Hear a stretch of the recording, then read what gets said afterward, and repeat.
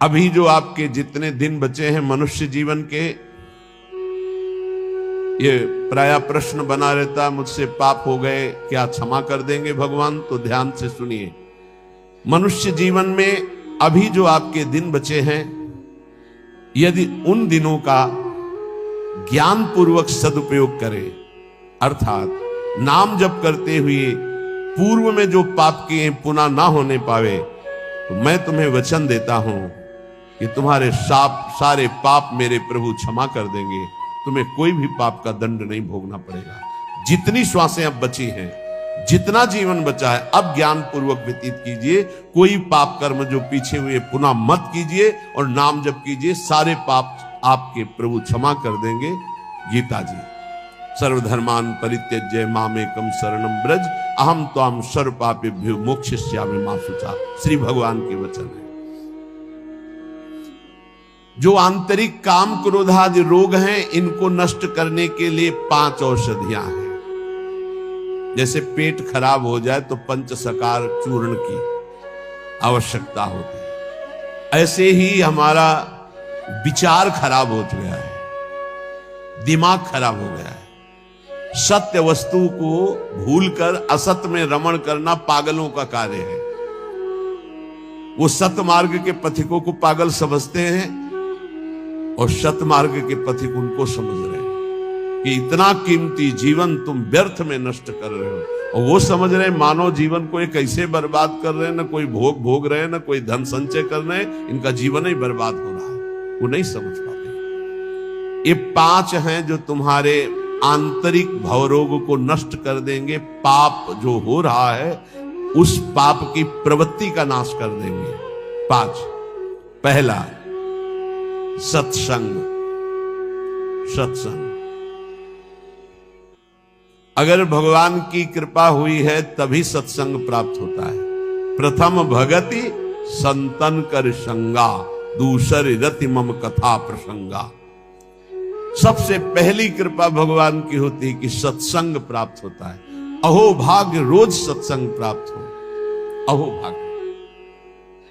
जिस दिन होता कि आज पूज्य श्री मथुरादास जी कथा करने नहीं आएंगे, उनका स्वास्थ्य खराब है, या आज उनकी निर्जला एकादशी है, उस दिन ऐसा लगता है जैसे वज्रपात हो गया हो कि आज महापुरुषों के चरित्र सुनने को नहीं मिलेंगे। जो महापुरुषों से सत्संग प्राप्त, वो फिर और जैसे रबड़ी पाने के बाद गुड़ का सीरा चाटने की इच्छा नहीं होगी। यद्यपि वो भी मीठा होता है, वो भी पवित्र गन्ने के रस से बनता है, पर नहीं, जो रसमलाई पा चुके हैं ना, उनको फिर गुड़ का स्वाद नहीं आएगा। ऐसे ही जो सच्चिदानंद में डूबे हुए महापुरुषों के वचनों को श्रवणेंद्रिय से पान कर लिए ना, फिर वो केवल शाब्दिक प्रवचन में उसका श्रवणेंद्रिय स्वाद नहीं ले पाएगी। उसको चाहिए अनुभवी, क्योंकि उतने गरु वचन सुन लिए तो अब फिर और नहीं। अगर भगवत प्राप्त महापुरुष का सत्संग सुन लिया तो इन कानों की इतनी गरु स्थिति हो जाएगी कि वो हल्का शब्द सुन ही नहीं सकते। वो खुद अपने आप उनको लगे बंद करो यार। वो कान इतने बड़े व्यसनी हो चुके हैं भगवदानंद के कि बिना भगवदानंद प्राप्त हुए महापुरुष के वचन उसे अच्छे ही नहीं लगेंगे। जब द्रवय दीन दयालु राघव तो साधु संगति पाए। पहला है आंतरिक रोगों के नाश करने का उपाय सत्संग। जिसे सत्संग मिल गया तो बड़ी भारी विजय प्राप्त करने का अवसर मिल गया। रोज सत्संग में असत विकारों के प्रति हे भाव और भगवान की प्राप्ति के लिए उत्साह पैदा होता है, रोज जो सत्संग सुनते हैं। दूसरा, पहला सत्संग, दूसरा स्वाध्याय। जो हमारे आचार्य की वाणी है, जो गुरुदेव ने आदेश किया, जिन ग्रंथों का स्वाध्याय करने के लिए उन्हीं ग्रंथों का स्वाध्याय करना चाहिए। स्वाध्याय का मतलब नहीं कि कुछ भी स्वाध्याय करो, नहीं, गुरुदेव के अनुसार शास्त्र स्वाध्याय करना चाहिए, जो गुरुदेव आदेश कर रहे हैं। जो आचार्य वाणी है, जो हमारी उपासना में हमको पुष्ट कर सकते हैं, वही स्वाध्याय करना चाहिए। तीसरा है आहार, स्वल्पाहार, सत्संग, स्वाध्याय, स्वल्पाहार। आहार का बहुत बड़ा रोल है जीवन के उत्थान में। भगवान शंकराचार्य जी ने भी साधन पंचक लिखा है, उसके एक एक शब्द का आगे श्लोक तो बहुत बड़े। वेदो नित्यम अधीयताम संगा सत्सु विधीयताम महावाक्यार्थस्य विचारिताम क्षुद्र व्याधि चिकित्सताम एकांते सुखमास्यताम।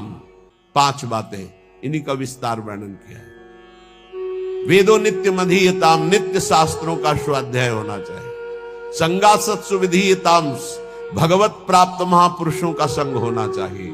महावाक्यार्थस्य विचारिताम, उनके द्वारा जो बोले गए वचन हैं उनको विचार करके चिंतन के द्वारा अपनी स्थिति बनानी चाहिए।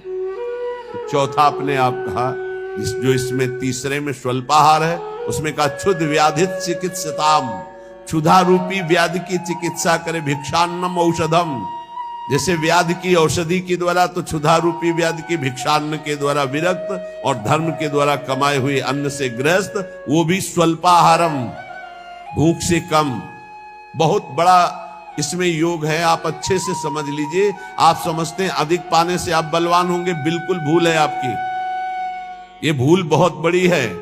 अल्पाहार करने से जीवनी शक्ति बहुत प्रबल होती है। जितना आप भजन में उन्मत्त होने वाले महापुरुषों को देखेंगे वो अल्पाहार करने वाले होंगे। अधिक आहार करने में प्रमाद स्थिति बढ़ती, तमोगुण बढ़ता है। ये रहस्य जान लीजिए। अल्पाहार करोगे आप में बहुत तेज बना रहेगा, आप में जीवनी शक्ति। जो अधिक पा लेते पूरी शक्ति पचाने में लगती, तो भजन आदि में नहीं, प्रमाद स्थिति रहती है। चौथा जो उसमें लिखा है एकांते सुखमास्यताम, इसमें लिखा है रात्रि के चौथे प्रहर में भागवती क्रियाओं का अनुष्ठान करना चाहिए। ध्यान है, नाम जप है, तो अपने यहां तो ऐसी बढ़िया दिनचर्या है कि आपको अनुष्ठान करने की जरूरत नहीं, सम्मिलित होने की जरूरत है। सुबह 2 बजे से दर्शन करते हुए सबके, फिर यहाँ सत्संग, नाम कीर्तन हो रहा है, फिर सत्संग हो रहा है, कितना मंगलमय है। अभी 5:10 है। सौभाग्य है कि आप कब से बैठे हैं और यहां किसी की नींद भी नहीं खुली होगी अभी। जो प्रातःकालीन बेला पर जग करके भागवती का अनुष्ठान करता है, वो आंतरिक विकारों पर विजय प्राप्त कर लेता है। स्वप्न दोष 4 बजे सोने वाले को ही बहुत जोर के होते हैं। जो प्रातः 3 बजे से जग जाते हैं, 10 बजे के बाद सोते हैं, स्वप्न दोष होने की संभावना ही नहीं रहती। यदि वो सावधान है तो गलत क्रिया करते हैं, गलत भोजन करते हैं, उनकी बात अलग है। नहीं, समय ही नहीं है। प्रायः 3, 4, 5, 6 इसमें स्वप्न दोष होता है प्रातःकालीन बेला पर। और जो गंदे आचरण करते हैं उनकी तो कोई चर्चा ही नहीं है। 5वां, जो कुछ साधन भजन करे एकांत चिंतन आंतरिक, उसका चिंतन पूर्वक करे, एकाग्रता पूर्वक करे, सारी शक्ति लगा करके, बटोर करके। नाम जप करे तो नाम में, मंत्र जप कर रहे तो मंत्र में, सत्संग सुन रहे तो सत्संग के वाक्यों में। ये 5 हैं जिनके द्वारा हम आंतरिक विकारों पर विजय प्राप्त कर लेते हैं। पहला सत्संग, दूसरा स्वाध्याय, तीसरा अल्पाहार, चौथा प्रातःकालीन बेला पर उठकर भागवती का अनुष्ठान, 5वां जो कुछ भी करे एकाग्रता पूर्वक सारी शक्ति लगाकर उसी में। जो अपने ऊपर हर समय ईश्वर की, आराध्य देव की कृपा का अनुभव करता रहता है, ये बहुत बड़ी बात है। हर परिस्थिति में बड़ी कृपा, श्री जी की बड़ी कृपा, श्री जी की बड़ी कृपा। एक हमने संत भगवान को देखा, वो बल्ब ऐसे लगा रहे थे तो चूक हो गई, तो वही किसी कनेक्शन में कहीं छू गए, मारा ऐसा झटका तो सीढ़ी गिरी, सीढ़ी से सीढ़ियों पे आकर के गिरे, उससे नीचे चबूतरे के नीचे आके गिरे, काफी चोट लग गई थी। तो दौड़ करके उनको उठाया तो उनका बड़ी कृपा, निपट गए, बड़ी कृपा, निपटा दिया प्रभु ने। बड़ी बात थोड़ी में निपटा दिया, बड़ी कृपा। और मुस्कुरा रहे थे, और कई जगह चोट दिखाई दे रही थी। ये संत हृदय, बड़ी कृपा, निपट गए, बड़े अपराध को छोटे में काट दिया, निपट गए, बड़ी कृपा। जब अपने दास के ऊपर प्रभु कृपा करते हैं तो उसके हृदय में सद्गुणों का खजाना खोल देते हैं, जो हर समय अनुभव करता रहता मेरे ऊपर बड़ी कृपा है। फिर उसको अपने आप में मिलाकर एक कर देते हैं, चाहे भक्ति में हो चाहे ज्ञान में, बचता एक ही है। दो जब तक बचे तब तक विचार अभी ऊंचाई पर नहीं पहुंचे। ब्रह्म नहीं, माया नहीं, नहीं जीव नहीं काल, अपनी ही सुजना रही, एक रहे हो नंदलाल। ना काहो सो बोलिबो ना कोई व्यवहार, अपनी कुंवर किशोरी को जियत निहार निहार। एक तो लालजू प्रियाजू एक हैं, इनको दो न देखा जाए। जो हर समय अपने इष्ट की कृपा का अनुभव करता रहता है तो इष्ट उसके हृदय में गुणों का खजाना खोल देता है और उसको अपने में मिला लेता है, एकता कर लेता है, अर्थात इष्टमय हो जाता है। तस्मित् तज्जने भेदा भावात्। अब उसकी दृष्टि बड़ी महिमामय गौरवमय हो जाती, जिधर दृष्टि जाती उधर परमात्मा तत्व का दर्शन करता है। ऐसी स्थिति सच्चिदानंद रस में भरपूर होती है, ना अहंता होती न ममता होती। पर यह होता उन्हीं के ऊपर है। एक होते हैं जो केवल जीव से नाम जप करते हो, जीव से गुणानुवाद करते हैं, अंतःकरण विषय चिंतन करता रहता है। ध्यान देना, बहुत उत्तम बात वर्णन हो रही। पहली बात कही कि जो जीव हर समय उपासक के कृपा का अनुभव करता रहता, बड़ी कृपा, बड़ी कृपा, दुख में भी सुख में बड़ी कृपा, उसके हृदय में गुणों का खजाना खोल देते हैं और उसको एकता में मिला लेते हैं, अपने में मिला लेते हैं भगवान।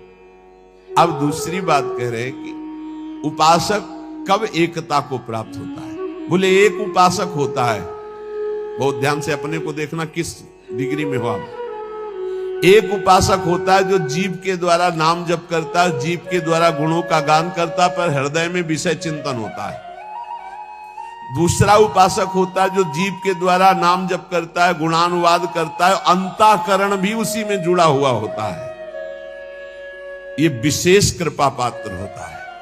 और तीसरा उपासक होता है जो जीव से नाम जप करता है, गुणानुवाद करता है, हृदय से जुड़ा रहता है और स्वयं लीला में डूबा रहता है। जो गाया, जो चिंतन किया, उसी में डूबा है। ये तीसरा, ये सर्वोपरि उपासक है। जो गाया वही चिंतन, जो चिंतन उसी में डूबा। एक गान कर रहा है लेकिन चिंतन विषय का हो रहा है, एक गान भी कर रहा है चिंतन भी कर रहा है, एक गान भी कर रहा है चिंतन भी कर रहा है और डूबा भी उसी में है, सुध ही नहीं। ये है उत्तम अवस्था उपासक की। बहुत जोर की बात है, ऐसा ही होना चाहिए। जो जप कर रहे हैं, जो गान कर रहे हैं, उसी का चिंतन कर रहे हैं, उसी में डूब रहे हैं। पहला जो नाम जप कर रहा है, गुणगान कर रहा है, हृदय से विषय चिंतन कर रहा है, वो उसको इस लोक और परलोक के भोग परास्त कर देते हैं। बहुत सावधान, ऐसा उपासक भ्रष्ट होने में देर नहीं लगेगी। जिसका वाणी से गान हो रहा है और हृदय से भी चिंतन हो रहा है, उसको इस लोक और परलोक के भोग अच्छे नहीं लगते, पर परास्त करने की गुंजाइश है। लेकिन तीसरा जो मनन करके डूबा हुआ है, त्रिभुवन का भोग, सामर्थ्य नहीं कि उसको लुभायमान कर सके, भ्रष्ट कर सके। तीसरी बहुत ऊंची स्थिति है। जो गृहस्थी में रह करके अपने परिवार से हंसता है, बोलता है, व्यवहार करता है, खाता पीता चलता उठता बैठता है, पर ऐसे जैसे विदेश में आए हुए मेहमान। गृहस्थी में कैसे भगवत प्राप्त? बोले जो अपने परिवार के साथ हंसता है, खाता पीता बोलता व्यवहार करता है, बढ़िया, सब वैसे ही, लेकिन वो ऐसे जैसे किसी मेहमान के यहां गया हो। उसको पता है रहना नहीं, देश बिराना है, ये भी छूटेंगे, शरीर भी छूटेगा, जाना है, मुझे प्रभु के पास जाना है। क्योंकि वो अपने परम प्रिय सखा प्रभु को हृदय में निरंतर चिंतन करते हुए ऊंची स्थिति को प्राप्त है कि मुझे भगवत प्राप्ति करनी है। ये सब केवल एक व्यवहार मात्र है। वो उस स्थिति में परिवार में रहता हुआ, संसार में रहता हुआ शायद ही कोई समझ पावे कि कितनी ऊंची कोटि का महात्मा है वो। गृहस्थ में रहते हुए, जो अपने परिवार में रहते हुए प्रेम व्यवहार करते हुए, कमाते खाते हुए, हर समय भगवत स्मरण करते हुए ऐसे रहता है जैसे किसी मेहमान के यहाँ कि मुझे तो जाना है, नए घर मेरा, मकान मेरा, में नई वस्तु मेरी, नाथ सकल संपदा तुम्हारी, मैं सेवक समेत सुत नारी, मुझे तो आप चाहिए। देखो, जब तक तुम संसार की कामनाओं से निवृत्त नहीं होगे तो ये संसार तुम्हें फंसाए रखेगा। तुम्हारा सारा साधन भजन जो परलोक प्रदान करने वाला है, ये संसार नष्ट कर देगा। संसार की कामनाओं की जब तक निवृत्ति नहीं होती तब तक संसार फंसाए रखता है, और ये जितना साधन भजन बनता है सब खा जाता है संसार। तुम कहलाओगे भगत, लेकिन तुच्छ विषयों में अपने भजन को बेचने वाले भगत नहीं कहलाते। तुम जैसे तैसे अपने इंद्रिय और मन को बिखेर रखा है, इंद्रियां मन तुम्हारे भजन को नष्ट कर रही है। अत्यंत तुच्छ असत जड़ दुख रूप भोगों में वो मूर्ख अपने भजन को छीन कर देता है, भजन को बर्बाद कर देता है। इसलिए इस संसार की लौकिक वस्तुओं को जो तुम्हें प्राप्त है भगवद अर्पित करके प्रसाद रूप भोगो, और निर्मल परमानंद की प्राप्ति के लिए कोई इच्छा मत करो, अपने भजन को बचा के रखो। ये पदार्थ आदि तो भगवान अपने आप तुम्हारी व्यवस्था करेंगे, तुम भजन से भगवान की प्राप्ति की चाह करो। जो इस बात को स्वीकार कर लेते हैं उनके अंदर एक नई कामना जागृत होती कि कुछ लोग तो ये जान जाएं कि मैं भजन करता हूं, ये बहुत जोर की इच्छा होती है। हमें और कुछ भोग नहीं चाहिए, इतना तो है कि लोग ये हमारा सम्मान कह के करे कि बड़ा भजनानंदी है, बड़ा त्यागी है, बहुत अच्छा है, गृहस्थी में रहते हुए महात्मा है या विरक्ति होते हुए कितना बढ़िया महात्मा है। ये कान सुनने के लिए लालायित रहते हैं। लोग मेरी योग्यता को जाने कि मैं कितना अच्छा हूं, ऐसी इच्छा जो करता है तो इच्छा करते ही वो परम पद का अधिकार खो देता है। समझ लो, लोगों में जानकारी फैलाने की इच्छा मतलब संसार में सतबुद्धि, मतलब प्रतिष्ठा कीर्ति की चाह, मतलब भगवत प्राप्ति की योग्यता खो देना। ये तीन बातें बड़ी दुर्लभ हैं। निर्धनता में भी दूसरों की सेवा करने का, दान देने का उत्साह, एकांत में पापाचरण ना करने की दृढ़ भावना, ये बहुत कठिन बातें, बहुत कठिन बातें। निर्धनता में भी दान देने का, दूसरों की सेवा करने का उत्साह, एकांत में कभी पाप ना करने की दृढ़ भावना, और जिससे भय लगता है ऐसा कभी कोई वचन, आचरण, संकल्प मन में ही ना आने पावे। भय लगता है पाप कर्म से, पाप कर्म ही भय प्रदान करता है।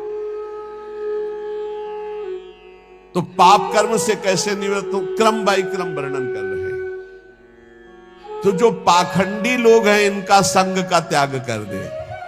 पाप निवृत्ति के लक्षण, पाप तुमसे बनेंगे ही नहीं। पाखंडी लोगों से दूर रहना, खुली बात कह रहे हैं। महापुरुषों के वचन हो, किसी से कोई लेना देना नहीं रहता, इसलिए मस्ती से बोलते हैं। पाखंड कहते हैं पाप के खंड को। पाप जो ऊपर से सदाचरण का वेश धारण किए हुए हैं और अंदर से पापाचरण करते हैं, बहुत ही लुभावना पाखंड होता है। लुभावना आप देख के समझ ही नहीं सकते।